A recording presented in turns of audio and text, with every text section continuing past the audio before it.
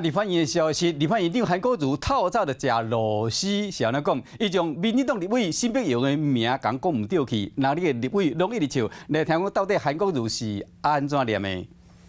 请提案党团民进党党团代表沈委员博洋发言，时间5分钟。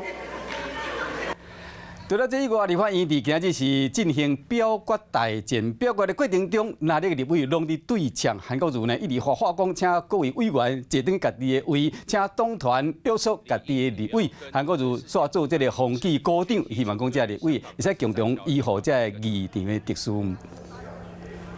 Hello， 大家好，我是林文。想要抢先掌握最及时的新闻资讯吗？赶快订阅、按赞、开启小铃铛，锁定华视新闻的 YouTube 频道。